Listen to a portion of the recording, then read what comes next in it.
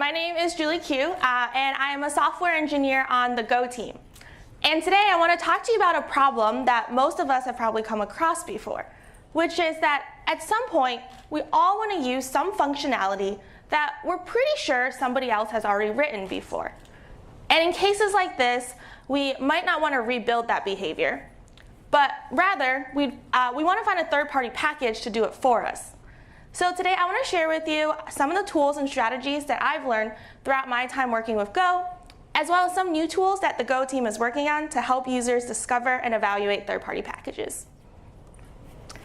So a little bit about what I do on the Go team. I'm currently on the team that's working on building Go modules. And specifically, I'm leading the project to build a site that Go users can use to discover and evaluate packages and have all the information that they need to decide whether or not they want to integrate this package into their code base. And in the course of my time working with Go, I've also come across a lot of cases where I want to use a third-party package myself. And in times like this, I'm often asking the question, how do I decide which package to use? Well, to see what this might look like in practice, let's talk about something that we might want to build and how I could find third-party packages to help me out. So to take an example from my personal life, something that I've always loved doing is to cook. And back in the early 2000s, I would keep all of my recipes in a recipe book like this. And whenever I made something that I really liked, I would handwrite the recipe into this book, maybe with some helpful notes based off of my experience. But over the years, my recipe collection has grown, and it started to look like this, and then this, and then this. And so now, whenever I find time to actually go and cook something, I'll remember that somewhere there's this recipe that I've been meaning to try. And then for about half an hour, this will be me. So because my recipe collection these days is such a mess, what I want to be able to have is a place that I can go to keep track of all the recipes I like, just like the good old days with my recipe book. And since I'm an engineer, I'm going to build myself a web app. What I want is to be able to go to a screen with links like this. I want some UI where I can write my recipes in Markdown and then see them displayed in HTML on the fly. I want a place to store photos so that I can make pretty pages with pictures. And when I think about all the features that I would like to build, you can imagine that I might not want to write all these things from scratch.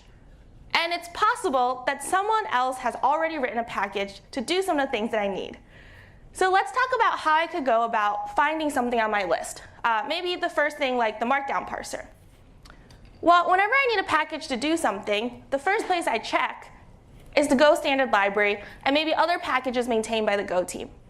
I know that these packages are going to be well maintained and widely used. But the standard library also can't solve every problem. And in this case, it doesn't have my Markdown parser. But thankfully, there are millions of Go developers in our community, and many of them are willing to open source and share their code. So today, I want to talk to you about how we can actually go about finding the third-party packages that we need. We're going to start by talking about the discovery phase, or how you can find packages. And then we'll talk about what signals you can use to figure out how to evaluate the ones you find. And lastly, if you decide to commit to a package, we'll discuss how to maintain them in the long run. So let's get started with the first part of our journey, which is discovery. In the discovery phase, what we're trying to figure out is what already exists in the Go community that does what I need. So I mentioned that I needed this Markdown parser. One thing I could try doing is just asking my friends what they're using, and I could put out a tweet like this. And if I'm really lucky, I might get a really helpful response. And one of the great things about crowdsourcing for answers is that if a developer I trust is suggesting a package, then it's a high signal that it's going to be something usable. But if nobody had responded to my questions, something else I could try is to summon it.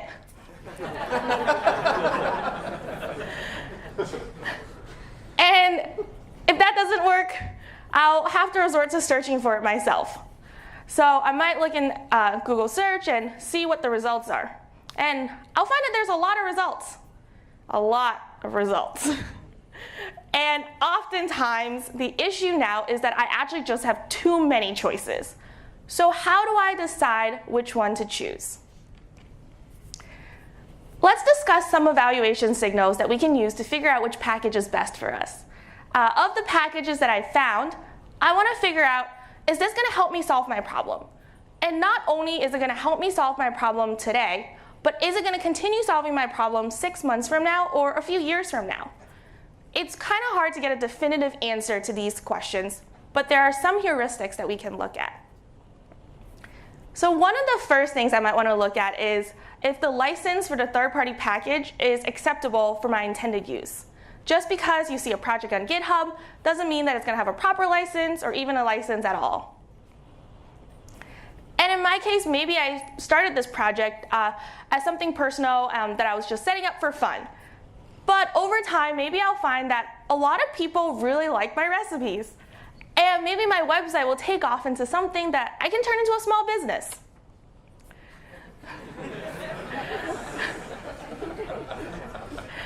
So maybe I'll put up some ads and start using my recipe website to make money. If I'm now using packages that have licenses that don't allow for commercial use, it means that legally I'm not actually allowed to use this code, and I could get in trouble for doing so. If the license does suggest that I can use this code, then the next thing I might look at is how popular this package is. There are a lot of metrics we can use to measure popularity, from the download statistics to the number of GitHub stars and forks, but a lot of times this data could just be noise. So take, for example, the number of stars on the project. It doesn't mean necessarily that the quality of the project is great, but maybe the project just got a ton of exposure recently because it got posted on Hacker News. When we look at popularity, what we're really trying to use it as a heuristic for is have other people already use this package, and are they evaluating it favorably? So that's why the number of other packages that import this package is probably actually one of the most useful signals from this list. If there are a lot of other people using this third-party package, it's a good sign that the code works well enough and that bugs are going to get detected a lot faster. So now I know I'm allowed to use this package, I know other people are using it. I want to understand now what the quality of the code is to understand the state of it today.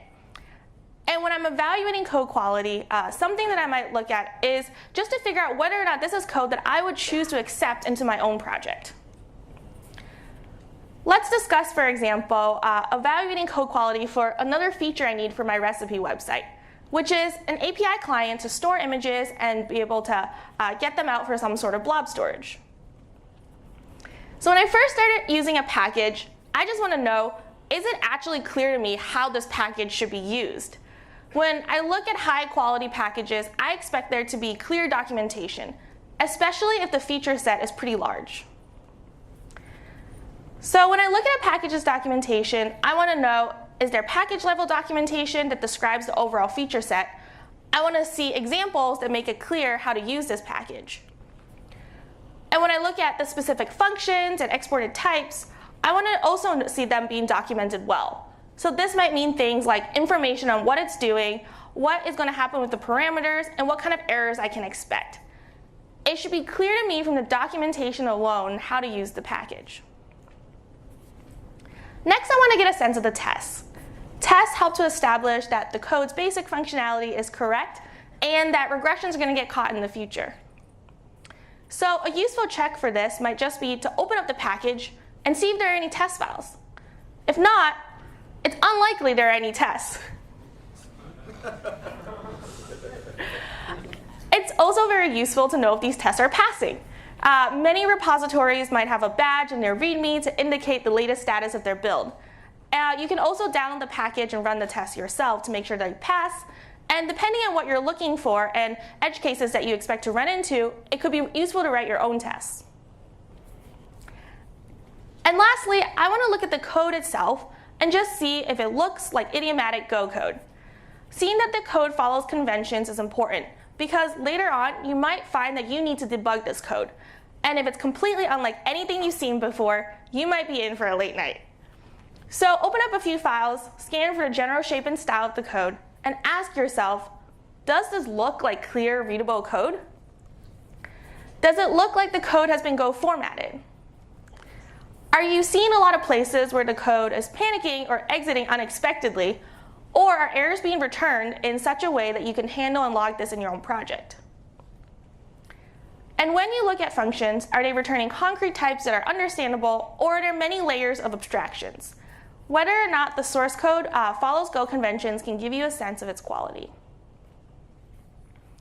And even if the state of the code is great today, we also want to get a sense of how we can expect this code to change over time. And this is particularly important if the code is complicated and you might expect it to have bugs or security vulnerabilities, such as the API client I need for the images for my site. So what I want to know is, what is the maintainer activity around this package? And one useful signal could be just to see who the maintainers actually are. If they have a history of shipping great packages, or the package is being supported by a large group of developers, maybe being paid, then it's likely to have more steady improvements and upkeep.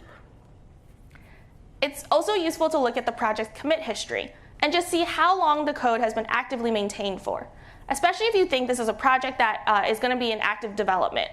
And to figure out if that's the case, you can look at the project's issue tracker and check out the status of existing bugs. Are there a lot of bugs open? How long have they been open for? And are issues being promptly fixed? And even more importantly, if you decide to submit a fix to this project, you want to know, is your hard work going to get merged?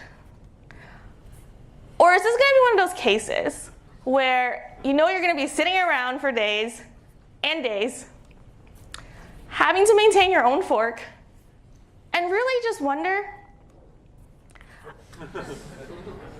am I just talking to myself here? Knowing that my bugs are going to be fixed is just one part of evaluating maintenance. I also want to know when these fixes are released, that I can upgrade my packages and I won't see any breaking changes, and that in general the API is going to be stable over time. After all, when you decide on a package, it's a long-term commitment. So you care what's going to happen to this third-party package in the future. And you don't want to commit to a package if it has a history of breaking its users. So when we look at third-party Go packages, how do we know what sort of compatibility promises it's making to me? With the introduction of modules to the Go ecosystem, there are now some conventions that we can start to use. For those of you who aren't familiar with modules, a module is a set of packages that are versioned together. These packages usually have certain properties that depend on each other. So modules provide a way for us to group packages in a unit so that we can see them evolve together. And as an example, this is what the module for a blob API client that I'm using might look like. In my code, I might be using the GCS blob package to interact with Google Cloud Storage. But this package could be inside a module with packages for other storage services. So from the provider's point of view, this collection of packages should really be evolving together as a unit. And why this matters to you for evaluating API stability is because modules formalize certain conventions that signal what compatibility promises a third-party package is making to you. One of these conventions is the import compatibility rule, which states that for stable packages, if we see an old package and a new package have the same import path, then we should expect that the new package is going to be backwards compatible with the old package. So if I'm upgrading my third-party package and its import path hasn't changed, then I can expect it to be backwards compatible with any code I've already written. The second is that modules follow the rules of semantic versioning. So this means that if I'm using a blob client at version 1.1.0, and I want to use a new feature available in 1.2.3, it should be safe for me to upgrade.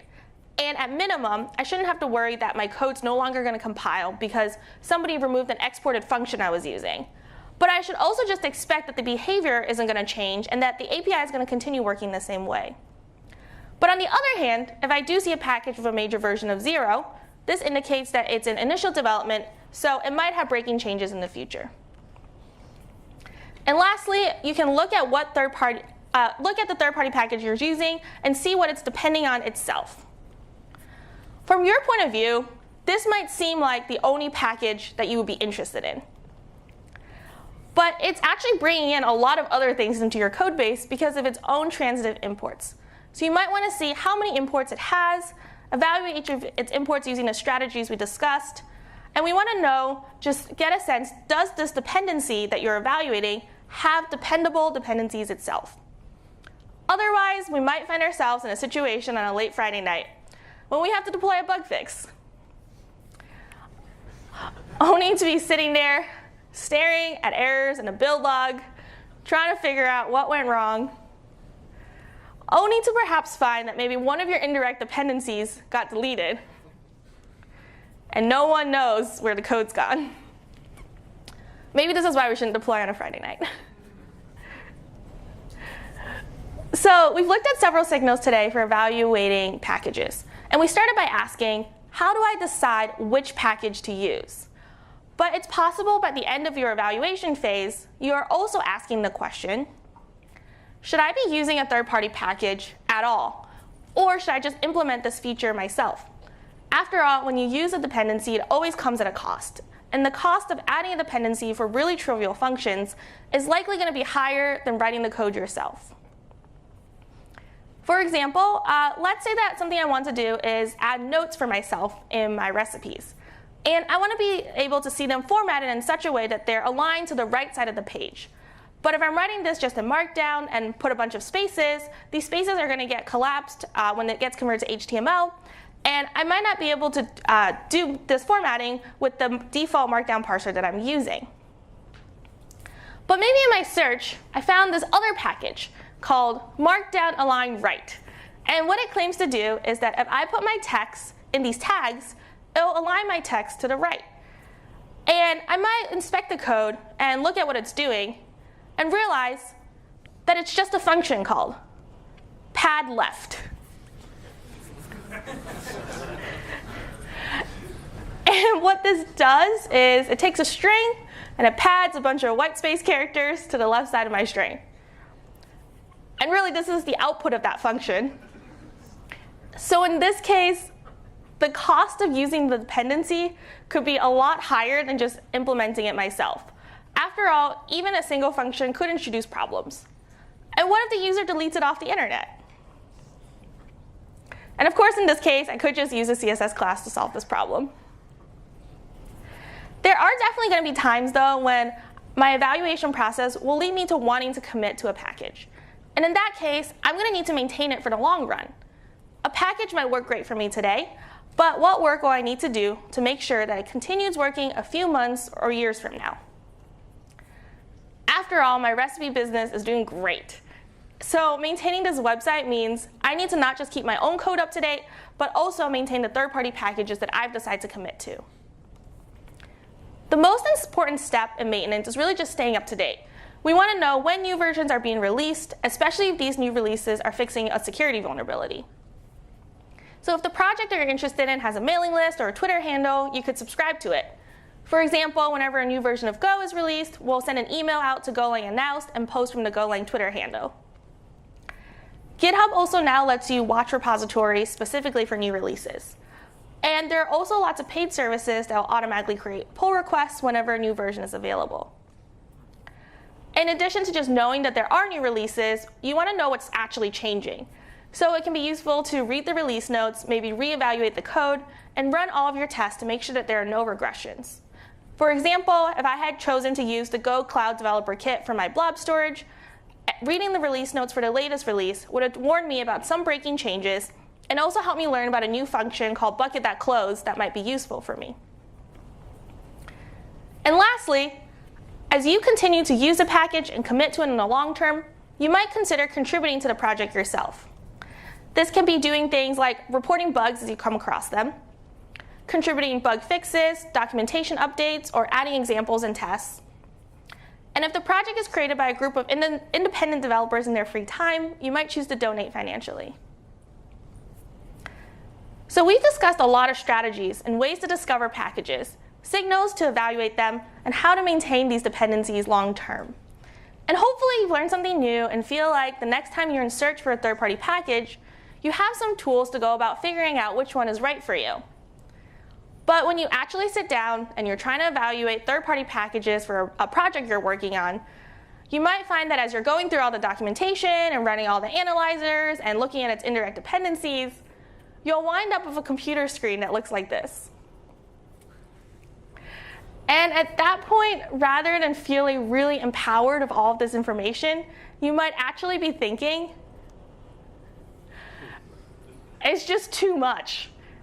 And that's totally understandable, because really, the way that we discover and evaluate packages as it is today can be pretty overwhelming. So how can we make this process better? The good news is that there are actually a lot of tools already in the Go community today. For reviewing documentation, you can easily see the documentation for any package at godoc.org. You can see information on what it imports and what's using this package. You can also use the Go command to evaluate test coverage, which will show us not only what percentage of coverage there is, but specifically what lines of code are covered or not.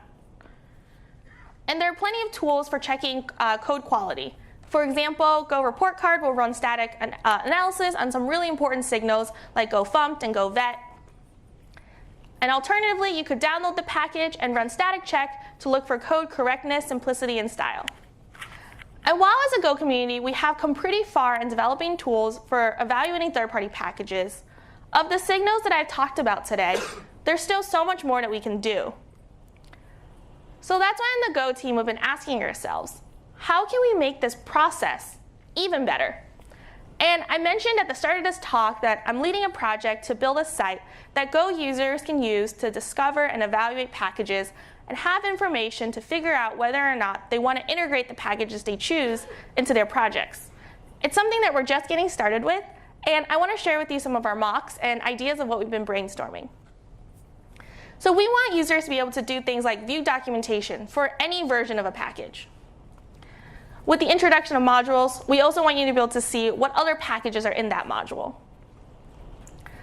along with information like its release history, what the package is importing, and what other packages might be using this third-party package. And these mocks are just to show you the foundation of what we're starting to build.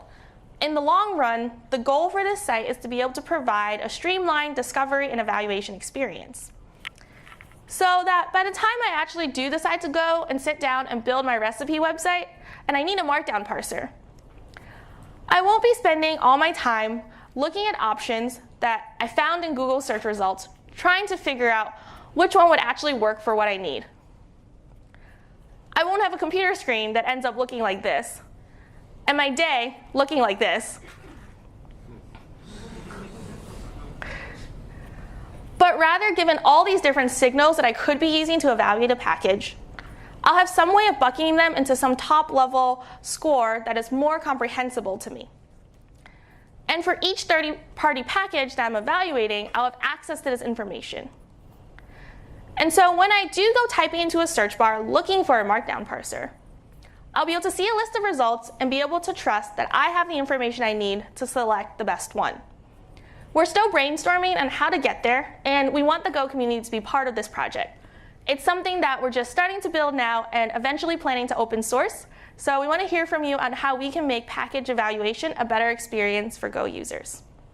And so if you have any suggestions, I will be here for the rest of the conference, so please come talk to me or reach out to me on Twitter. Thank you.